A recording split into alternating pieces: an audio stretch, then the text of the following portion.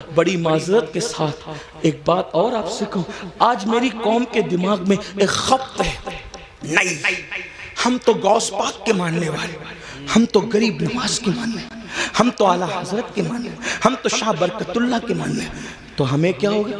ہم نے تو زنا کر کے بھی جنت ہی ملنی، ہم نے تو نماز چھوڑ کے بھی جنت ہی ملنی، ہم نے تو پوری زندگی قرآن کو ہاتھ نہیں لگایا، تو کیونکہ ہم ماننے والے کتنے بڑوں کے، جتنے بڑوں کے ماننے والے ان کی بڑائی میں مجھے کوئی شک نہیں، لیکن ایک بات ضرور کہتا ہوں، جب نوح علیہ السلام کا بیٹا جہنم میں جا سکتا ہے، سلبی بیٹا، اور قرآن پھر اس کا نسب بھی کاٹ کر کے اعلان کرتا ہے لیس من اہلی، کبھی آپ کی اولاد سے نہ رہا، تو جب سگے بیٹے کا نسب کٹ سکتا ہے تو پھر نام لیواؤں کا رشتہ نسبتیں کیوں نہیں کٹ سکتی؟ وہ شخص غوث پاک کا کیسے ہو سکتا ہے جو نماز نہیں پڑھتا؟ کیونکہ غوث پاک کہہ چکے کہ بے نمازی مرے تو اسے مسلمان کے قبرستان میں دفن مت کر۔ میں لوگوں کو کہتا ہوں، کچھ لوگوں کو برا بھی لگتا ہے، لیکن مجھے لوگوں کا خیال کم ہے۔ ہم لوگ قادری بن گئے، چشتی بن گئے، نقشبندی بن گئے، سہروردی بن گئے، مداری بنے، وارسی بنے، برکاتی بنے، رضوی بنے، اشرفی بنے، سب بنے۔ اب سے پوچھتا ہوں، سچ بتانا اپنے ایمان والے دلوں پہ ہاتھ رکھ کے، کیا سچے مسلمان بھی بنے ہم؟ اپنے آپ سے پوچھو، آج سب بنے؟ قادری، چشتی، نقشبندی، ادیب، خطیب، شہیر، یہ وہ مخیر، یہ سب بنے؟ سچے مسلمان بھی بنے؟ آپ کہیں گے تو کیسی بات کرتے آیا ہے، ہم کیا مسلمان نہیں؟ میں نے کہا میں آپ کے اسلام کا منکر نہیں، لیکن پوچھ رہا ہوں کیا سچے مسلمان بھی بنے؟ کہا وہ کیوں؟ میں نے کہا اس لیے کہتا ہوں، اگر پیر ٹوپی دے دے، توجہ کریں، ٹوپی دے دے، کتنا سنبھال کے رکھتے ہو، میرے پیر کی ٹوپی، میرے پیر کا ماما، میرے پیر کا کرتا، میرے پیر کا جبہ، کیوں؟ کس نے دیا؟ پیر نے تحفے میں دیا، اور پیار اس سے کتنا ہے کہ قبر میں بھی لے جاؤں گا۔ میں نے کہا تجھے سلام ہو، اچھا ہے، پیر سے بہت پیار کر، اللہ اس سے زیادہ تجھے برکت دے، لیکن اتنا ضرور تجھ سے پوچھوں گا، سلسلے کی محبت میں تجھے پیر سے اتنا پیار ہے کہ پیر کے دیے ہوئے تحفے کو تو نے سینے سے لگا کے رکھا، کیا تو نے اللہ کے دیے ہوئے تحفے کے ساتھ بھی یہی سلوک کیا؟ جو قدر تجھے پیر کے تحفے کا ہے، جو قدر تجھے استاد کے تحفے کا ہے، کیا اللہ کے تحفے کے ساتھ بھی تو نے ایسا ہی سلوک کیا؟ وہی قدر کی، وہی عزت کی، وہی سینے سے لگا کے رکھا؟ کہا اللہ کا تحفہ کیا ہے؟ میں نے کہا اس کو نماز کہتے ہیں، دیا اللہ نے، اور کن ہاتھوں سے بھیجا؟ کن ہاتھوں سے بھیجا؟ سید المعصومین محمد الرسول اللہ کے ہاتھوں سے بھیجا۔ جس قوم کو پیر کے تحفے کی قدر ہو اور اللہ کے تحفے کی کوئی قدر نہ ہو، تو پھر وہ قوم سچی مومن کیسے ہو سکتی، کامل مومن کیسے ہو سکتی ہے؟ غور کیجئے، دھیان دیجئے اور سن لو، کسی اور کی نگاہ میں مسلمان بننے والا جنت میں نہیں جائے گا، جنت میں اسی نے جانا ہے جو خدا و رسول کی نظر میں مسلمان ہے۔ اپنے آپ کے بارے میں جو بھی تلاش لو، اند اللہ جو مومن ہے، اند الرسول جو مومن ہے، جنت اسی کے لیے ہے۔ اس خوش فہمی میں مت رہنا کہ صرف سنی کہلا کر کے جنت مل جائے گی۔ سنی کہلانا اور ہے، سنی بن جانا اور ہے۔ صرف سنی کہلانے والوں کو جنت نہیں ملے گی، سنی بن جانے والوں کو جنت ملے گی۔ اور یاد رکھنا، اللہ اکبر، ہمارے بزرگوں نے تو نوافل بھی ترک نہیں کیا، سنت غیر موقعہ بھی ترک نہیں کیا، اور ہم فرائض چھوڑ بیٹھے ہیں۔ اللہ اکبر۔ آپ کو بتاؤ، غور کر، آقا علیہ السلام نے اپنے خاندان کے لوگوں کو دیکھو، خاندان رسول ہے، کوئی خاندان بحیثیت خاندان رسول اللہ کے خاندان کے برابر نہیں ہو سکتا۔ حضور سیدی اشرفی میاں رحمت اللہ تعالیٰ علیہ اکثر ایک شعر کہا کرتے تھے، کہتے تھے کوئی ہو متقی و عالم و زاہد زمانے میں، مگر آل محمد کے برابر ہو نہیں سکتا۔ آپ فرمایا کرتے ہو، توجہ فرمائے، خاندان نبوت ہے، اور امام اہل سنت نبی کے خاندان کے بارے میں کہتے ہیں، آب تطہیر سے جس میں پودے جمے، اس ریاض نجابت پہ لاکھوں سلام، خون خیر الرسول سے ہیں جن کا خمیر ان کی بے لوث طینت پہ لاکھوں سلام، رسول اللہ کے خون سے جن کا خمیر بنا ہے، آب تطہیر سے جس میں پودے جمے، وہ نبی کا خاندان۔ توجہ کریں اس خاندان رسالت کو، رسالت ماں نے فرمایا اے بنو ہاشم عمل کرنا، عمل۔ توجہ کریں اللہ کے رسول اپنے خاندان کے لوگوں کو کہہ رہے ہیں عمل کرنا، عمل۔ کہیں ایسا نہ ہو کہ لوگ عمل لائیں اور تم صرف نسب لاؤ۔ پھر آقا نے فرمایا اے بنو ہاشم جس کو عمل نے پیچھے کر دیا اس کو نسب کبھی آگے نہیں کر سکتا، اس لیے عمل کرنا۔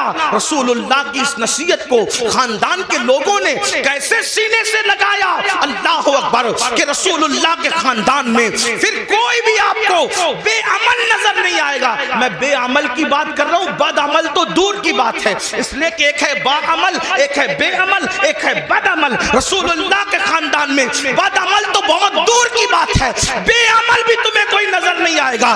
دیکھو نبی کے خاندان کو دیکھو، پوری پوری رات اگر سجدے میں گزارنے والی مدینے میں کوئی خاتون ملتی ہے تو وہ کوئی اور نہیں ہے، وہ میرے نبی کی شہزادی سیدہ مخدومہ فاطمہ الزہرا کی ذات ہے۔ اور جب رات پوری ہوتی ہے تو نماز مکمل کر کے حسرت کے ساتھ سر کو سجدے سے اٹھا کے کہتی ہے اے اللہ تو نے رات اتنی چھوٹی بنایا کہ تیرے محبوب کی بیٹی فاطمہ دل کھول کے سجدہ بھی نہ کر سکی۔ اللہ اکبر۔ اس کے بعد دیکھیں گھوڑے کی ایک زین پر ایک قدم رکھ کر دوسرے زین پر قدم رکھنے سے پہلے جو پورا قرآن مکمل کرتا ہے وہ کوئی اور نہیں ہے، وہ میرے نبی کے خاندان کا فرد، رسول اللہ کا بھائی حمزہ داماد پیغمبر خاتم ولایت فاتح خیبر ابو الحسنین مولا کائنات سیدنا علی مرتضیٰ کی ذات۔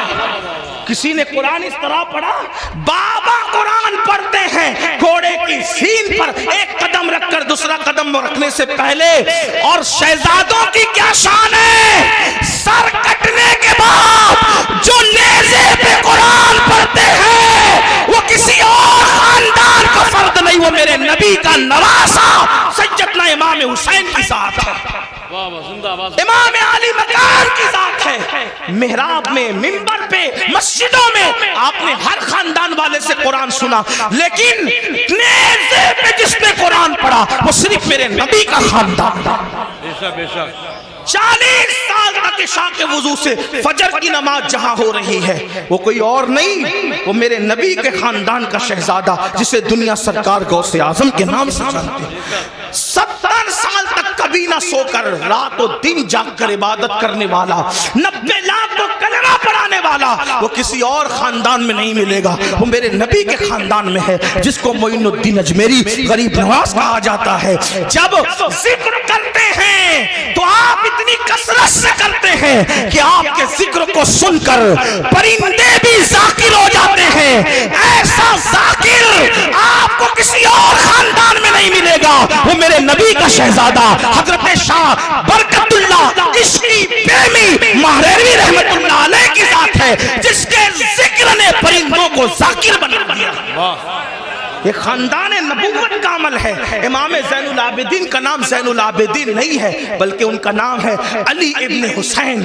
زین العابدین ان کا لقب ہے، لقب۔ اور زین العابدین کیوں کہتے ہیں؟ کیونکہ روزانہ تقریباً 300 رکعت اور کبھی 700 رکعت نفل نماز پڑھتے تھے۔ لوگوں نے کہا یہ عابد نہیں ہے بلکہ یہ زین العابدین ہے۔ عابدوں کثرت سجدہ کی وجہ سے آپ کی پیشانی پر سجدے کا نشان پڑ گیا تھا۔ ایک تو یہ کہ جو لوگ غلط سجدہ کرتے ہیں ان کی پیشانی پہ نشان آتا ہے، اور ایک تو یہ جو کثرت سے سجدہ کرتے ہیں ان کی پیشانی پر بھی نشان آ جاتا ہے۔ لیکن کتنی 300 رکعت کے بعد، 700 رکعت کے بعد، اور میں جہاں سے پڑھ رہا ہوں اس کو میرے امام اہل سنت نے لکھا کہ آپ کی پیشانی پر نشان سجدہ کثرت سجدے کی وجہ سے۔ آپ بتائیں، آپ رسول اللہ صلی اللہ علیہ وآلہ وسلم کے خاندان والوں کا یہ عمل دیکھیں۔ امام جعفر صادق کو دیکھیں، روزانہ پوری رات عبادت میں گزرتی۔ امام محمد باقر کو دیکھیں، امام موسیٰ کاظم کو دیکھیں، جس کو دیکھیں۔ اور ہمارا حال یہ، ہم کہتے ہیں ہم تو نام لیوائے، میں نے کہا وہ خاندان کے لوگ تھے بلکہ ایک بات آئی، بات عرض کروں، شاید حدیث پوری نہ پڑھ سکوں کیونکہ وقت زیادہ ہوا، لیکن ایک بات پڑھتا ہوں، شاید آپ کے دل کے دریچے اللہ کھول دے۔ مغفرت کے بارے میں ہم بہت بے حس ہیں، بخشے جائیں گے مولانا، بخشے جائیں، اللہ کریم ہے، بخشے جائیں، اللہ کریم ہے، بخشے جائیں، بے شک اللہ کریم ہے۔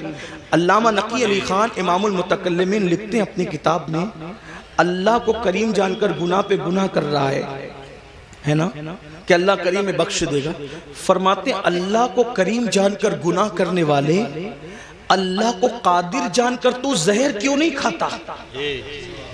جب وہ کریم ہے گناہوں پہ بخش دے گا تو قادر بھی تو ہے، زہر کھانے پہ زندگی بھی دے سکتا ہے، لیکن اللہ کو قادر جان کر تو نے کبھی زہر نہیں کھایا اور اللہ کو کریم جان کر گناہ کر رہا ہے۔ اللہ کو کریم جاننے کا یہ مطلب نہیں کہ گناہ کر کے سوچے کہ اللہ بخش دے گا، اللہ کو کریم جاننے کا مطلب یہ کہ نیکی کر کے بھی رو، اللہ میری نیکیاں اس قابل نہیں کہ تیری بارگاہ میں قبول ہو، اپنے کرم سے قبول فرما لے۔ اللہ گناہ تو گناہ، اگر نیکی کا سوال کر لے تم اپنے اللہ کو نیکی کا جواب نہیں دے سکتے۔ جو اتنے چین سے بیٹھے ہیں نا میرے بھائی، جس دن احساس ہوگا کہ مغفرت کس چیز کا نام ہے تو آپ کو پتہ چلے گا۔ حضرت سیدنا امام جعفر صادق کا ذکر ہے، امام جعفر صادق کو لوگ اتنا ہی جانتے ہیں کہ ہم ان کی کونڈے کی نیاز کرتے ہیں، بس اتنا ہی جانتے ہیں، لیکن جانتے ہیں یہ امام جعفر صادق غوث اعظم سے پہلے اپنے دور کے غوث اعظم ہیں۔ مقام غوثیت کبریٰ پر فائز امام جعفر صادق۔ کون امام جعفر صادق؟ جن کی جوتیاں امام اعظم ابو حنیفہ جیسے لوگ سیدھا کرتے تھے، اور امام اعظم کہتے ہیں کہ اگر 2 سال نہ ہوتے امام جعفر صادق کی صحبت کے تو نعمان ہلاک ہو گیا ہوتا۔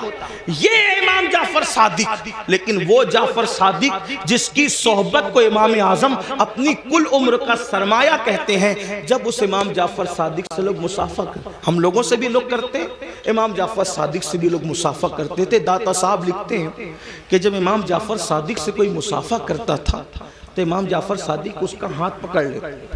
دھیان دینا، توجہ کرنا، غور سے سننا اور پھر سوچنا اس پر کہ ہم کہاں ہیں۔ امام جعفر صادق جس کے نسب میں کسی کو کوئی اختلاف نہیں، جی اتنا مضبوط سلسلۃ الذہب ہے کہ جعفر صادق بیٹے ہیں امام محمد باقر کے، وہ بیٹے امام زین العابدین کے، وہ بیٹے امام حسین کے، اور وہ بیٹے ہیں حضرت مولا علی کے، اور وہ شوہر سیدہ فاطمہ کے، اور وہ شہزادی رسول اللہ کی۔ یہ سلسلۃ الذہب ان کا نسب نامہ ہے۔ ہاں، اب امام جعفر صادق سے کوئی مصافحہ کرنے آتا تو آپ اس کا ہاتھ پکڑتے اور ہاتھ پکڑ کر فرماتے وعدہ کر کہ اگر قیامت میں تیری بخشش ہو گئی تو تو اللہ کی بارگاہ میں میری سفارش کرنا کہ اللہ جعفر صادق کو بخش دے، اس کو معاف کر دے۔ توجہ کریں، اگر اس اسٹیج پر یہ جو بڑے بڑے علماء مفتیان کرام سادات کرام بیٹھے ہیں، مفتی آفاق صاحب کے صاحبزادے ہیں اور بھی علماء ہیں، اگر کوئی کسی عام آدمی کا ہاتھ پکڑ کے کہے کہ اگر تیری بخشش ہو گئی تو میری سفارش کر دینا، مغفرت میری کروا دینا، تو وہ کہے گا کہ حضرت یہ کیسی بات کر رہے ہیں آپ لوگ اللہ والے لوگ ہیں، ہم عوام میں سے ہیں، ہماری نہ غسل ہے صحیح ہے، نہ ہماری طہارتیں صحیح ہے، نہ ہماری نماز پڑھنے کا طریقہ آتا ہے، آپ ایسی کیسی بات کر رہے ہیں۔ اب جب یہ منبر پہ بیٹھے ہوئے اللہ والے کسی سے یہ بات کریں تو تعجب ہوگا، چہ جائے کہ امام جعفر صادق ایسا سید جس کی غلامی امام اعظم جیسے لوگ کریں، وہ جو ہے علم کے معاملے میں ان جیسا ان کے دور میں کوئی نہیں تھا، تقوی کے معاملے میں ان جیسا کوئی متقی نہیں تھا، عبادت کے معاملے میں ان جیسا کوئی عابد ان کے دور میں نہیں تھا، اور وہ لوگوں کا ہاتھ پکڑ کے کہتے وعدہ کرو کہ اگر تمہاری بخشش ہو گئی تو تم میری سفارش کرنا، میری مغفرت کروانا، میری سفارش کرنا، شفاعت کرنا۔ اور لوگ پلٹ کے کہتے امام آپ تو سید ہیں، سید آپ تو سید آل رسول ہیں، ہم آپ کی کیا سفارش کریں گے، آپ کے نانا شفیع المذنبین ہیں۔ تو امام جعفر صادق روتے ہوئے جواب دیتے رونا تو یہی ہے کہ ہم سید ہیں۔ توجہ کریں، کہتے رونا تو یہی ہے کہ ہم سید ہیں، کیونکہ ہم اس بات سے ڈرتے ہیں کہ ہمارے نانا کو ہم منہ کیا دکھائیں گے، نانا کو منہ دکھانے کی ہمت نہیں ہے قیامت کے دن۔ یہ حال ہے ان کا جن کی سیادت پر، امامت پر، قیادت پر، تقوی پر، زہد پر پوری امت کا اتفاق ہے، وہ قیامت کے دن سے اتنے لرزہ بر اندام ہے، اور یہاں جنہیں غسل بھی نہیں آتا، وضو بھی نہیں آتا، جمعہ کی 2 رکعت پڑھ کے مسجد سے ایسے بھاگتے ہیں جیسے اسکول سے چھٹی ہونے پر اسکول کے بچے بھاگتے ہیں، یہ حالت ہے۔ اور اس کے بعد ہم جنت کے ٹھیکیدار بنے، مولانا ہم جنت میں نہ جائیں گے تو کون جائے گا؟ بڑی معذرت کے ساتھ وہاں پھر دیکھا جائے گا کہ کیا ہوگا، اور وہاں پچھتانے سے کام نہیں چلے گا۔ آج لے ان کی پناہ، آج مدد مانگ ان سے، پھر نہ مانیں گے قیامت میں اگر مان گیا۔ آج راتوں کو ضائع کرنے والوں، آج راتوں کو فضول گزارنے والوں، وقت کو برباد کرنے والوں، یہ زندگی کا قیمتی سرمایہ اللہ نے پہلی اور آخری مرتبہ دیا ہے، خدا کے لیے اس کو ضائع نہ کرو، اس کو فضول برباد نہ کرو، ورنہ موت کی بات پچھتانا ہوگا۔ موت کے بعد سوائے پچھتانے کے کچھ ہاتھ نہیں آئے گا، لیکن اس دن کا پچھتانا اللہ اکبر کوئی فائدہ نہ دے گا۔ اس کے بعد میرے اور تمہارے آقا صلی اللہ علیہ وآلہ وسلم فرماتے ہیں کچھ لوگ ایسے ہوں گے اللہ اکبر جب وہ اپنی قبروں سے اٹھیں گے، یہ تیسرا گروپ ہے، یہ تیسرا ٹولہ ہے جو اپنی قبروں سے اٹھیں گے، اس حالت میں اٹھیں گے کہ ان کے پیٹ پہاڑوں کی جیسے بڑے بڑے پیٹ ہوں گے، اور ان کے پیٹوں کے اندر سانپ، بچھو اور آگ دہک رہی ہوگی۔ صحابہ نے پوچھا آقا وہ کون ہوں گے؟ سرکار علیہ السلام فرماتے ہیں یہ وہ لوگ ہوں گے جو دنیا میں زکوٰۃ ادا نہیں کرتے تھے، زکوٰۃ نہیں دیتے تھے، بڑے بڑے پہاڑوں کی طرح پیٹ لے کر کے اٹھیں گے۔ آج لوگ زکوٰۃ بھی نہیں دیتے پوری، اور پھر کوئی پیسہ لے کے بھاگ جاتا ہے، کوئی چوری کر لے جاتا ہے، مال ڈوب جاتا ہے، آگ لگ جاتی ہے، کہتے ہیں ہمارا نقصان ہو رہا ہے، نقصان ہو رہا ہے۔ یاد رکھنا جو پوری زکوٰۃ اللہ کے لیے نکال دے، میرے آقا فرماتے ہیں اس کا مال اللہ کے قلعے میں محفوظ ہو جاتا ہے، اس کے مال کی حفاظت ہو جاتی ہے۔ پھر چوتھے گروپ کے بارے میں میرے اور تمہارے آقا سچے نبی صلی اللہ علیہ وآلہ وسلم نے فرمایا کہ جو چوتھا گروپ قبر سے نکلے گا اس کے منہ سے خون بہ رہا ہوگا، اور خون لے کر کے وہ نکلے گا۔ صحابہ نے پوچھا آقا جن کے منہ سے خون بہ رہا ہوگا وہ کون لوگ ہوں گے؟ آقا ارشاد فرماتے ہیں جو اپنے وعدوں کو توڑ دیتے تھے، وعدہ خلافی کرتے تھے، وہ ان کے منہ سے خون بہ رہا ہو۔ آج میں سمجھتا ہوں کہ شاید وعدہ خلافی کو گناہ بھی نہیں سمجھتے لوگ۔ دیکھیں حالانکہ میرے آقا علیہ السلام نے فرمایا مومن اور منافق میں فرق یہ ہے کہ مومن جب وعدہ کرتا ہے تو پورا کرتا ہے، اور منافق وعدہ کرتا ہے اس کو پورا نہیں کرتا، توڑ دیتا ہے۔ کتنے وعدے کرتے ہیں، اللہ سے وعدہ کیا اس کا خیال نہیں، پیر سے وعدہ کیا اس کا خیال نہیں۔ آئیے وعدے کی وفا کے حوالے سے ایک حدیث سنے کی روایت سے۔ اللہ اکبر، ابھی اعلان نبوت نہیں ہوا، اعلان نبوت سے پہلے اللہ کے رسول علیہ الصلوۃ والتسلیم بازار گئے۔ بازار جانے کے بعد اللہ کے حبیب علیہ السلام کو ایک شخص نے کہا یہاں رکو میں ابھی آتا ہوں۔ اس نے کہا رکو ابھی آتا ہوں، اور آقا نے اس سے وعدہ کر لیا ٹھیک ہے جب تک تم نہیں آؤ گے میں یہیں ٹھہروں گا، یہیں رکوں گا۔ اور اس کے بعد وہ شخص گیا اور جا کر کے بھول گیا کہ میں کسی سے وعدہ کر کے آیا ہوں یا وعدہ لے کر آیا ہوں کہ میں ابھی آتا ہوں، اور اس نے وعدہ کر لیا کہ ٹھیک ہے تمہارے آنے تک میں رکوں گا۔ پھر کیا ہوا؟ 3 دن گزر گئے۔ 3 دن کے بعد جب وہ شخص آیا تو اللہ کے رسول وہیں پر موجود تھے۔ اس نے پوچھا آپ یہاں؟ فرمایا تم سے میں نے وعدہ کیا تھا کہ جب تک تم نہیں آؤ گے میں یہیں رکا رہوں گا، اسی لیے میں یہاں رکا رہا۔ اور پھر میرے آقا نے نہ اس سے لڑائی کی، نہ جھگڑا کیا، نہ اس کو ڈانٹا، بلکہ صرف ایک جملہ کہا اے شخص تو نے مجھے مشقت میں مبتلا کر دیا، تو نے مجھے تکلیف میں مبتلا کر دیا۔ یہ اعلان نبوت سے پہلے کا وعدے کا وفا کرنا تھا۔ جب میرے آقا نے نبوت کا اعلان کیا تو یہی واقعہ اس شخص کے ایمان لانے کا سبب بن گیا کہ جو شخص انسان سے کیا ہوا وعدہ اس کے ساتھ بے وفائی نہیں کرتا وہ جھوٹا نہیں ہو سکتا، وہ سچا ہے۔ تو جو وعدے کے خلاف کرے، آج تو یہ بھی ہوتا ہے کہ کسی لڑکی سے پیار کی بات کی، محبت کی بات کی، افیئر کی بات کی، رشتے کی بات کی، اور پھر کہا تیرے ساتھ شادی کریں گے، اور پھر شادی کے نام پہ اس کا شباب لوٹ لیا، اس کے ساتھ زنا کر لیا، اس کے ساتھ ساری رنگریلیاں منا لی، سارا کھیل کود کر لیا، اور اس کے بعد کہا اب تیرے ساتھ شادی نہیں کریں گے کیونکہ تو اس قابل نہیں ہے، تیرے اندر یہ عیب ہے، یہ عیب ہے، یہ عیب ہے۔ یاد رکھنا کسی پہ پہ ظلم کرنے والوں اچھی طرح یاد رکھنا، پہلی بات تو افیئر کرنا جائز نہ تھا، پہلی بات تو ناجائز تعلقات کرنا جائز نہ تھے، پہلی بات تو کسی لڑکی سے دوستی کرنا جائز نہ تھی، اور اگر کی تھی اور وعدہ کیا تھا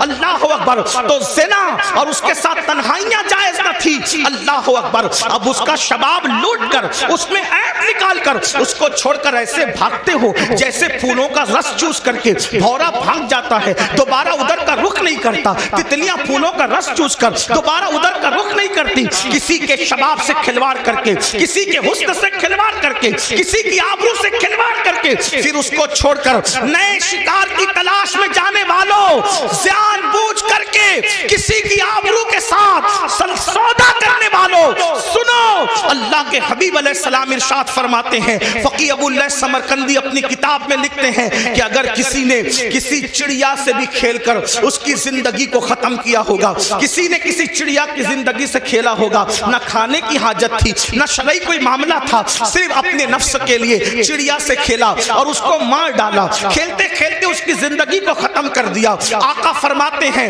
وہ مری ہوئی چڑیا جس کی زندگی سے تم نے کھلواڑ کیا تھا، جب قیامت کا دن ہوگا تو اللہ کی عدالت میں فریاد کرے گی، مولا آج عدل کا دن ہے، آج انصاف کا دن ہے، مولا مجھے عدل چاہیے، اس شخص نے میری زندگی سے کھلواڑ کیا تھا۔ آقا فرماتے ہیں اس ننھی سی چڑیا کی شکایت بجلی کی گھن گرج کی طرح ہوگی، جیسے بجلی کڑکتی ہے ویسے ننھی سی چڑیا کی آواز میں گھن گرج ہوگی، اور جس کی شکایت چڑیا کر رہی ہوگی اس کا حال یہ ہوگا وہ پہاڑوں جیسی نیکیاں لے کر آئے گا۔ اللہ ارشاد فرمائے گا آج عدل کا دن ہے، آج انصاف کا دن ہے، اور پھر میرا اللہ فرمائے گا جس نے چڑیا کی زندگی سے کھلواڑ کیا آج اس کی نیکیاں نہیں دیکھی جائے گی، اس کو منہ کے بل گھسیٹتے ہوئے جہنم میں ڈال دیا جائے۔ آپ سے پوچھنا چاہتا ہوں، نفس کے پجاریوں سے پوچھنا چاہتا ہوں، نفسانی خواہشات میں ڈوبے ہوئے انسانوں سے پوچھنا چاہتا ہوں،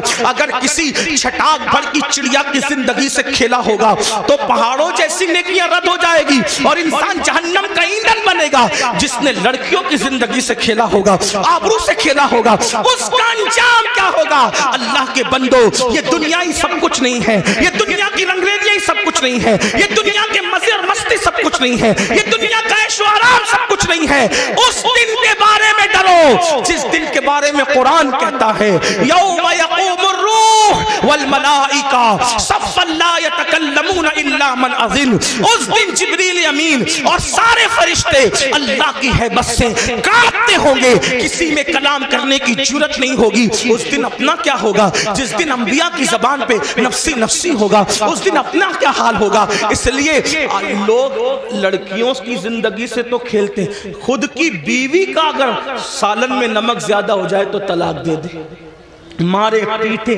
یاد رکھنا، اچھی طرح یاد رکھنا، یہ دنیا ہے، یہاں عیش کرنے، آرام کرنے، ظلم کرنے نہیں بھیجا۔ قرآن کہتا ہے الذی خلق الموت والحیات لیبلوکم ایکم احسن عملا، کہ اللہ نے زندگی اور موت کو اس لیے پیدا کیا کہ اللہ تمہیں آزمائے کون تھوڑی سی زندگی کو پا کر اچھا عمل کرتا ہے۔ اس کے بعد اب یہ آخری بات کروں گا، اس کے بعد بات پوری کر لیں گے، اس لیے کہ وہ 12 لوگوں کا ذکر کرنے جائیں گے تو شاید رات کے 3 بجیں گے، اور میری عادت ہے اس سے پہلے کہ لوگ ذکر الہی سے اکتا جائیں ہمیں اپنی بات مکمل کرنی چاہیے، اور لوگ کہیں چپ ہو جاؤ، اس سے پہلے ہمیں خود ہی چپ ہو جانا چاہیے۔ یہ آداب محفل بھی ہے اور یہ شرافت کی نشانی بھی ہے۔ تو میں اسی پہ بات پوری کروں گا، پھر کسی دن موقع ملا انشاءاللہ تو یا تو آج کل تو بیانات یوٹیوب پر آتے ہی رہتے ہیں، کسی بھی جگہ مکمل ہو جائے گی تو آپ تک پہنچی جائے گی انشاءاللہ۔ یہ 5ویں بات ہے، لیکن اس کو دھیان سے سنیں، اور یہ آخری بات ہے آج کی محفل۔ اللہ کے رسول علیہ السلام فرماتے ہیں 5واں ٹولہ جب قبر سے نکلے گا تو ان کے جسم سے مردار کی بدبو آئے، مردار کی بدبو، اور وہ مردار کی بدبو لے کر کے اپنے قبر سے اٹھیں گے۔ صحابہ نے پوچھا حضور وہ کون ہوں گے؟ آقا فرماتے وہ لوگ ہوں گے جو دنیا میں چھپ چھپ کر گناہ کرتے، تنہائی میں گناہ کرتے، پوشیدہ طور پہ گناہ کرتے، لوگوں کے سامنے نیکیاں اور تنہائی میں گناہ۔ ایسے لوگوں کے لیے اللہ فرماتا ہے جو لوگوں کے سامنے نیکی کر کے تنہائی میں گناہ کریں میں ان کے ساتھ اعلان جنگ کرتا ہوں. اور دوسری حدیث میں آتا ہے کہ حباء منصورہ کی تفسیر کرتے ہوئے اللہ کے رسول نے خود فرمایا. آقا فرماتے ہیں صحابہ نے پوچھا حضور یہ حباء منصورہ کا مطلب کیا ہے کہ اللہ ان کی نیکیوں کو ذرے کی طرح بکھیر دے گا؟ تو آقا فرماتے ہیں جو تنہائیوں میں گناہ کرتے تھے اللہ ان کی نیکیوں کو ایسے بکھیر دے گا جیسے روزون کے ذرات ہوتے ہیں جو صرف دھوپ میں نظر آتے ہیں. اتنے باریک کر دے گا اللہ, یعنی اتنی بے وقت ہو جائے گی ان کی نیکیاں کہ اللہ تعالیٰ ان کے ذرے ذرے کر دے گا, ان کی نیکی کوئی کام کی نہیں ہوگی. اور اللہ پاک ان کی نیکیوں کو رد فرمائے گا. والعاقبۃ للمتقین, آخرت تو متقیوں کے لیے ہے. اس سلسلے میں حضرت زید ایک بات بیان کرتے ہیں, فرماتے ہیں میں قبرستان گیا, جب قبرستان پہنچا تو ایک درخت کو ٹیک لگا کر میں بیٹھ گیا, اس لیے کہ میں چاہتا تھا کہ قبروں کو دیکھ کر کے عبرت حاصل کروں. ایسے میں ٹیک لگا کے بیٹھ گیا تو میں نے کیا دیکھا, میری آنکھ لگی تو دل کی آنکھیں بیدار ہوئی. میں نے خواب دیکھا کہ لوگ اپنی اپنی قبروں سے اٹھ رہے ہیں, کسی کے اجلے لباس ہے, کسی کے میلے لباس ہے, کوئی کیسا ہے کوئی کیسا ہے.